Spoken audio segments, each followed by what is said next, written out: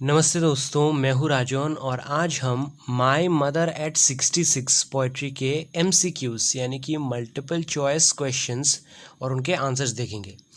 तो मैंने बहुत सारे यहाँ पे अरेंज किए हैं, बहुत ही इंपॉर्टेंट है ये सभी, क्योंकि अब ऑनलाइन एग्ज़ाम भी होता है ज़्यादातर, इसलिए ये और भी ज़्यादा इंपॉर्टेंट बन जाते हैं क्योंकि ऑनलाइन एग्ज़ाम्स में ज़्यादातर मल्टीपल चॉइस क्वेश्चन ही पूछा जाता है। तो इनको शुरू करने से पहले मैं आपको दो चीज़ें बताना चाहता हूँ। पहली बात तो ऑब्वियसली ये कि इनका HD पिक्चर का लिंक आपको डिस्क्रिप्शन बॉक्स में मिल जाएगा, और दूसरी बात ये कि देखिए, अगर आप चाहें तो सिर्फ इनके आंसर्स भी देख सकते हैं, लेकिन आपको इन्हें पूरा समझना चाहिए, क्योंकि देखिए कई बार ऐसा होता है कि एग्ज़ाम में घुमा के पूछ लेता है क्वेश्चन। जैसे कि कोई भी सिंपल क्वेश्चन यहाँ पे है, उसको थोड़ा सा उल्टा करके ऐसे पूछेगा, मतलब आपको लगेगा कि ये शायद कोई दूसरा क्वेश्चन है। तो अगर आपने समझा है इस क्वेश्चन को पहले, तो एग्ज़ाम में जब आप सोचेंगे तो लगेगा हाँ यार, ये तो मैंने पढ़ा था क्वेश्चन, इसको घुमा के दिया है। और अगर आप समझेंगे नहीं तो आपको लगेगा कि ये तो यार कोई दूसरा क्वेश्चन है जो मुझे आता ही नहीं, और आप इसे मिस कर देंगे। तो इसीलिए मैं यही कहना चाहता हूँ कि आपको पूरा क्वेश्चन, सभी क्वेश्चन समझने चाहिए और फिर उन्हें सीखना चाहिए। तो चलिए अब शुरू करते हैं नंबर 1 क्वेश्चन से। Where was the poet driving to? तो कवि जो हैं वो गाड़ी से कहाँ जा रहे थे? ऑप्शंस देखिए। ऑप्शन ए है bus stand, option B railway station, option C airport, option D none of these, यानी कि इनमें से कोई भी नहीं। तो जिन लोगों ने इसके समरी को अच्छे से समझा है, देखा है, उन्हें पता ही होगा कि जो कवि हैं वो गाड़ी से एयरपोर्ट जा रहे थे। तो इसका आंसर होगा ऑप्शन सी एयरपोर्ट। ये आप मार्क कर लीजिए। उसके बाद देखिए जो सेकंड है, who is the poet of the poem my mother eight 66? तो माई मदर एट 66 ये जो कविता है, ये जो पोएट्री है, इसके लेखक कौन है, इसके कवि कौन है? Option A Pablo Neruda, option B Kamala Das, option C Robert Frost, और ऑप्शन डी AR बार्टन। तो इसका आंसर होगा option B Kamala Das. Third question है, the age of poet's mother was, यानी कि जो कवि हैं उनकी माता जो हैं उनकी उम्र कितनी है? तो आंसर है, ऑप्शंस है 50 ईयर्स जो कि ऑप्शन ए है, बी ऑप्शन है 55 ईयर्स, ऑप्शन सी 60 ईयर्स, और ऑप्शन डी 66 ईयर्स। तो इसका जो नाम है, कविता का जो नाम है माई मदर एट 66, इससे ही पता चलता है कि जो 66 है वही इसका आंसर है। तो आंसर है ऑप्शन डी 66। फोर्थ क्वेश्चन है, what did the poet see outside the car? यानी कि कवि ने कार के बाहर क्या देखा था? तो पहला ऑप्शन है फार्मर्स वेयर वर्किंग, यानी कि किसान काम कर रहे थे। Option B soldiers were running, यानी कि सिपाही दौड़ रहे थे। Option C children were running, बच्चे दौड़ रहे थे। या फिर option D none of these, यानी कि इनमें से कोई भी नहीं। तो हमने देखा है इस पोइट्री में कि जब उन्होंने बाहर देखा तो उन्होंने देखा कि जो बच्चे हैं वो घरों से बाहर दौड़ कर आ रहे थे खेलने के लिए। तो इसका आंसर है option C children were running. जो है फिफ्थ क्वेश्चन है, where was the poet driving from? तो कवि जो है वो कहाँ से आ रहे थे गाड़ी से? ऑप्शन ए हर ऑफिस, यानी कि उनके ऑफिस से। ऑप्शन बी जो है पेरेंट्स होम, अपने माता पिता के घर से। Option C hers friends home, उनके दोस्त के घर से।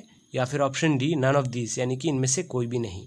तो जैसे कि पहला ही लाइन है शायद इस पोइट्री का कि driving from my parents home, तो पेरेंट्स होम यानी कि उनके माता पिता के घर से वो गाड़ी से आ रहे थे और वो जा रहे थे एयरपोर्ट पे। अगला क्वेश्चन है, what did the poet compare her mother to? यानी कि कवि ने अपनी माँ की तुलना किस चीज़ के साथ की है? ऑप्शन ए अर्ली समर्स मून, यानी कि गर्मियों के मौसम में शुरुआत में जो चांद देखने को मिलता है उसके साथ तुलना की है। Option B late summer's moon, यानी कि गर्मियों के मौसम में बाद में या फिर आखिर में जो चांद देखने को मिलता है उसके साथ। Option C early winter's moon, यानी कि जो ठंड का मौसम होता है उसमें जब शुरुआत में जो चांद देखने को मिलता है उसके साथ। या फिर डी लेट विंटर्स मून, यानी कि सर्दियों के मौसम में जो आखिर में चांद देखने को मिलता है उसके साथ। तो हमें पता है कि लेट विंटर्स मून, यानी कि सर्दियों के मौसम में आखिर में जो चांद देखने को मिलता है उसकी तुलना कवि ने अपने माँ के मुख से की है, क्योंकि कुछ सिमिलैरिटीज़ है दोनों में, जो कि हमने देखा है कविता में। उसके बाद का क्वेश्चन है, what was poets childhood fear? यानी कि कवि का बचपन का डर कौन सा था? ऑप्शन ए है फियर ऑफ वाटर, यानी कि पानी का डर। Option B fear of fire, आग का डर। Option C fear of height, यानी कि ऊंचाई का डर। Option D fear of losing her mother, यानी कि अपने माँ को खो देने का डर। तो इसका आंसर होगा ऑप्शन डी, अपने माँ को खो देने का डर, जो कि हमने देखा है इस पोएट्री में। 8th क्वेश्चन है, what was the poet's last message to her mother, यानी कि कवि को अपने माँ का लास्ट मैसेज, लास्ट संदेश क्या था। ऑप्शन ए है बाय अम्मा, ऑप्शन बी लव यू अम्मा, ऑप्शन सी टेक केयर अम्मा, और option D see you soon अम्मा। तो यहाँ पे पहले से दिया हुआ है और पता भी है हमें कि जो लास्ट मैसेज था पोएट का अपने माँ को, वो था सी यू सून अम्मा, और उसके बाद उन्होंने बस स्माइल ही किया था उन्हें, ताकि वो एक पॉजिटिव नोट के साथ उन्हें अलविदा कहें। उसके बाद जो क्वेश्चन है वो है 9th क्वेश्चन, ये है what was the poet's last expression to her mother before going inside the airport. यहाँ पे ये इनसाइड द एयरपोर्ट, और पहला ऑप्शन है स्माइल, बी लाफ्टर यानी कि वो हंसी, ऑप्शन सी क्राई यानी कि वो रोई, option D none of these यानी कि इनमें से कोई भी नहीं। तो जस्ट इसके पहले इसमें जो मैंने मेंशन किया है इस 8th क्वेश्चन में कि उन्होंने बस स्माइल ही किया, तो इसका आंसर बन जाएगा ऑप्शन ए। 10 नंबर जो क्वेश्चन है वो है how was the face of poet's mother, यानी कि जो कवि की माता है, कवि की माँ है, उनका मुख कैसा था। ऑप्शन ए है ब्राइट यानी कि चमकीला, option be well and pale यानी कि बेरंग और फीका, ऑप्शन सी स्मूथ यानी कि एकदम मुलायम, ऑप्शन डी डार्क यानी कि एकदम काला। तो इसका आंसर है वेल एंड पेल, जैसे कि हमें पता ही है, हमने देखा है कविता में।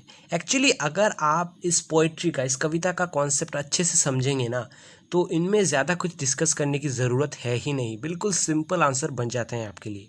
इसे मैं आपसे बोलना चाहूँगा कि अगर आपने इसके समरी को नहीं देखा तो आप प्लीज़ देख लीजिए, मैंने इंग्लिश में भी बनाया है, हिंदी में भी बनाया है, आपको डिस्क्रिप्शन बॉक्स में लिंक मिल जाएगा।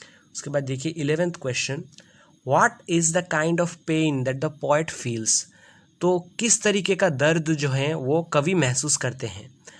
आंसर है, ऑप्शन है पहला A hedges, option B losing her mother, यानी कि ऑप्शन ए का मतलब सिर दर्द जो है, दर्द वो महसूस करती हैं, option B losing her mother यानी कि अपनी माँ को खो देने का दर्द, ऑप्शन सी, यहाँ पे हेडेज 2 हो गया, ऑप्शन सी होगा इलनेस यानी कि अस्वस्थ होने का दर्द, option D none of this यानी कि इनमें से कोई भी नहीं। तो इसका आंसर ऑब्वियसली है लूजिंग हर मदर, क्योंकि यही वो दर्द है जो कभी महसूस करती थी, जिसकी वजह से उन्हें इतना टेंशन हुआ। तो उसके बाद देखिए 12 नंबर जो क्वेश्चन है वो है what is the poetic device used in the line I looked again at her when pale as a late winter's moon and felt that old. तो इसका मतलब ये जो लाइन है इसमें कौन सा पोएटिक डिवाइस यूज़ किया गया है। तो देखिए इसका आंसर जैसे कि आप देख ही सकते हैं होगा सिमाइल। क्यों, देखिए सिमाइल का मतलब क्या है, सिमाइल यानी कि दो चीज़ों को लाइक या फिर एज के ज़रिए कंपेयर करना, तुलना करना। यहाँ पे देखिए क्या हुआ है, फेस, पोएट्स मदर्स फेस यानी कि कवि की जो माँ है उनकी फेस की तुलना, उनके चेहरे की तुलना लेट विंटर्स मून के साथ की गई है, और यहाँ पे एज लगाया है, इसलिए ये सिमाइल हो जाता है इसका answer option B. What is the poetic device used in trees sprinting, यानी कि ये जो ट्री स्प्रिंटिंग ये है लाइन, इसमें कौन सा पोएटिक डिवाइस यूज़ किया गया है। तो ऑप्शंस हैं पर्सोनिफिकेशन, एलिटरेशन और सिमाइल। तो इसका आंसर है पर्सोनिफिकेशन। क्यों, देखिए या सिमाइल तो यहाँ पे होगा ही नहीं, क्योंकि सिमाइल का मतलब मैंने अभी आपको बताया है। और पर्सोनिफिकेशन क्यों होगा, देखिए पर्सोनिफिकेशन का मतलब यहाँ पे जो पर्सन वर्ड है यही सिग्निफाई करता है कि किसी भी चीज़ में ह्यूमन कैरेक्टरिस्टिक्स अगर डालता है कोई भी टेक्निक, तो उसे कहते हैं पर्सोनिफिकेशन। देखिए ट्रीज स्प्रिंटिंग यानी कि पेड़ दौड़ रहे हैं, तो क्या ये पॉसिबल है, पेड़ तो कभी दौड़ेंगे नहीं क्योंकि वो इंसान नहीं है, ना ही कोई जानवर है। तो ये पेड़ में ह्यूमन कैरेक्टरिस्टिक्स डाला गया है इस टेक्निक के ज़रिए, इसी टेक्निक का नाम है पर्सोनिफिकेशन। तो ये ऑप्शन ए है इसका answer. What do the running trees signify, यानी कि दौड़ते हुए पेड़ किस चीज़ को दर्शाते हैं। Option A fast moving change in human life, यानी कि इंसान की ज़िंदगी में होने वाले तेज़ बदलाव।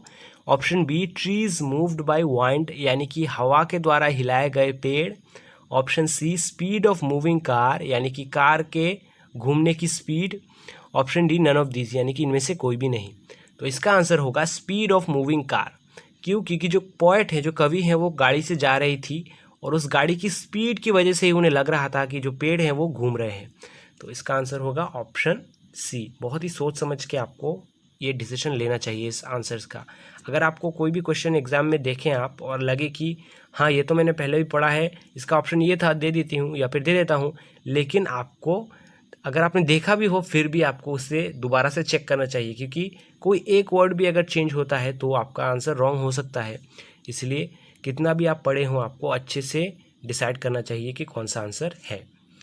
उसके बाद देखिए 15th question, who lives in Cochin, यानी कि कोचीन में कौन रहते हैं।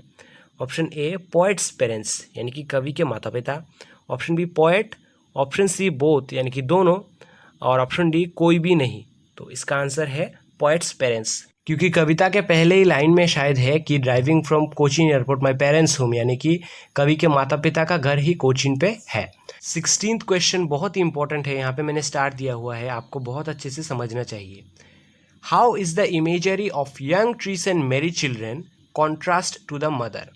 तो कवि के दिमाग में जो ये कल्पना है, जो अपनी माँ का जो स्वास्थ्य है उसका जो एक डर है, ख्याल है वो, और जो बच्चे बाहर दौड़ के आ रहे हैं और जो पेड़ जो देख रही हैं वो हिल रहे हैं हवा की वजह से, या फिर वो जा रही हैं स्पीड से, इस वजह से उन्हें लग रहा है जो पेड़ हैं, इन दोनों चीज़ों का डिफरेंस क्या है। ये जो अपनी माँ का और इन बच्चों के बीच में ये जो दो थॉट्स हैं उनके दिमाग में, इनका डिफरेंस क्या है, क्या अंतर रखते हैं। देखिए options, mother is old age compare to the trees and children. तो ये ऑप्शन ए ये है कि जो अपनी उनकी माँ का जो उम्र है वो बहुत ही ज़्यादा है और इन पेड़ों का और बच्चों का उम्र कम है, ये है difference. Option B like spring and autumn season, यानी कि वसंत ऋतु और शरद ऋतु। Option C mother's health hopelessness and merry children and trees youthfulness and hope, यानी कि माँ का जो स्वास्थ्य है वो निराशा को दर्शाता है और जो बच्चे और पेड़ हैं वो जवानी और आशा को दर्शाता है। और ऑप्शन डी तो है नन ऑफ दिस, यानी कि इनमें से कोई भी नहीं। तो इसका आंसर ऑब्वियसली यही होगा, mother's health hopelessness and merry children and trees youthfulness and hope, क्योंकि इसी का बात तो है इस कविता में।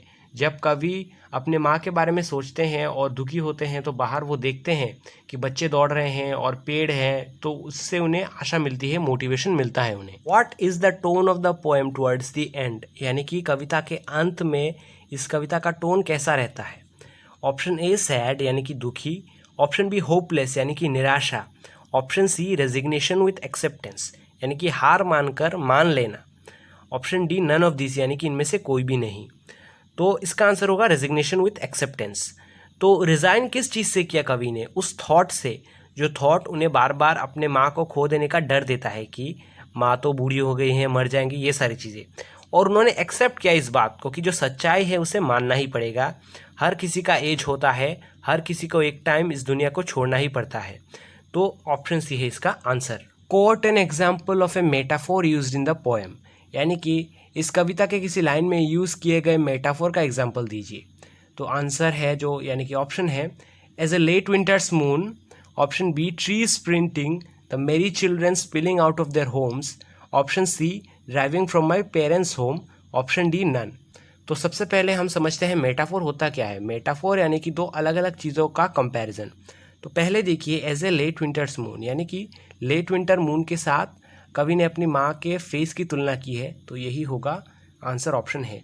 और जैसे कि आपको पता ही है बी ऑप्शन में ट्री स्प्रिंटिंग, यहाँ पे कोई कंपैरिजन नहीं है। Driving from my parents home, ये भी कोई कंपैरिजन नहीं है किसी चीज़ के साथ, तो बेशक ऑप्शन यही है आंसर।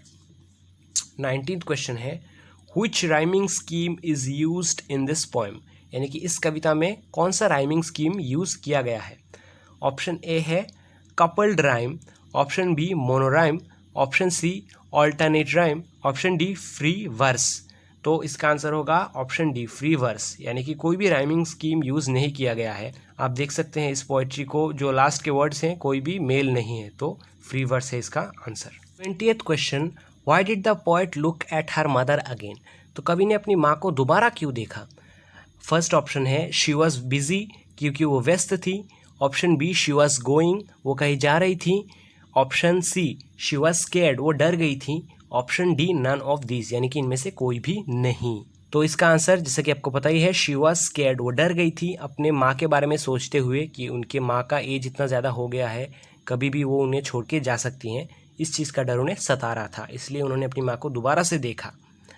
उसके बाद जो है 21st क्वेश्चन है, what worried the poet when she looked at her mother. तो किस चीज़ ने कवि को चिंता में डाला जब उन्होंने अपनी माँ को देखा। ऑप्शन ए हर फेस, उनका चेहरा। ऑप्शन बी हर आर्म, उनका हाथ। ऑप्शन सी हर टीयर्स, उनके आंसू। या फिर option D none of this, इनमें से कोई भी नहीं। तो इसका आंसर होगा हर फेस, उनका चेहरा। उनका चेहरा काफ़ी फीका था, काफ़ी बूढ़ी लग रही थी वो, और उनके दिल में एक डर था कि काफ़ी बूढ़ी हो गई हैं उनकी माँ और कभी भी उन्हें छोड़ के जा सकती हैं। What is the hidden message of the poem. तो इस कविता का संदेश क्या है। Option A life is a race, यानी कि जीवन एक दौड़ है। Option B death is a truth, यानी कि मृत्यु एक सत्य है। Option C everyone is happy, यानी कि सब खुश है। Option D none of this, यानी कि इनमें से कोई भी नहीं। तो इसका आंसर है option B death is a truth, यानी कि मृत्यु एक सच है, जो कि ऑब्वियस सी बात है। और पोएट ने भी इस चीज़ को समझा है और हमें भी समझाया है कि इस चीज़ के बारे में चिंता नहीं करना चाहिए। हर कोई एक दिन इस दुनिया से जाएगा, क्योंकि मृत्यु एक अटल सत्य है। 23rd क्वेश्चन और आखिरी question, what did the poet do after airports security check. यानी कि एयरपोर्ट में जब सिक्योरिटी चेक खत्म हो गया तब कवि ने क्या किया। Option A she just went inside, यानी कि वो बस अंदर चली गई। Option B she came back to the vehicle, यानी कि वो गाड़ी के पास वापस आ गई। Option C looked at her mother, अपनी माँ की तरफ उन्होंने दोबारा देखा। Option D none of this, यानी कि इनमें से कोई भी नहीं। तो इसका आंसर होगा ऑप्शन सी, अपनी माँ की ओर उन्होंने देखा। तो ये पोएट्री में भी है कि सिक्योरिटी चेक के बाद उन्होंने वापस अपनी माँ की ओर देखा कि माँ की एज इतनी ज़्यादा हो गई है, कभी भी वो उन्हें छोड़ के चली जा सकती हैं। लेकिन आखिरकार उन्होंने इस थॉट को अपने दिमाग से हटाया और वो स्माइल करके उन्होंने गुड बाय मैसेज दे के वो चली गई। तो बस इतने ही थे हमारे क्वेश्चंस। आई होप आपको समझ में आ गया होगा। और आज यार मैं आप लोगों से माफ़ी मांगना भी चाहता हूँ, क्योंकि मैंने आज पता है थोड़ा सा स्पीड में आपको ये सब बताया है, लेकिन सिचुएशन ही ऐसा है कि मुझे थोड़ा सा फास्ट रिकॉर्ड करना पड़ रहा है। तो माफ़ी चाहता हूँ आप लोगों से एक बार फिर। और जैसे कि मैंने आपको बताया कि अगर आपको HD पिक्चर चाहिए इन सब का, तो डिस्क्रिप्शन बॉक्स में आपको मिल जाएगा। और अगर आपको कोई भी कन्फ्यूजन है तो पूछो यार मुझे कमेंट सेक्शन में। और ये भी मैंने आपको बताया है कि इसका समरी का लिंक भी डिस्क्रिप्शन बॉक्स में मैं आपको डाल दूंगा। तो मिलते हैं अगली वीडियो में यार, तब तक के लिए टेक केयर।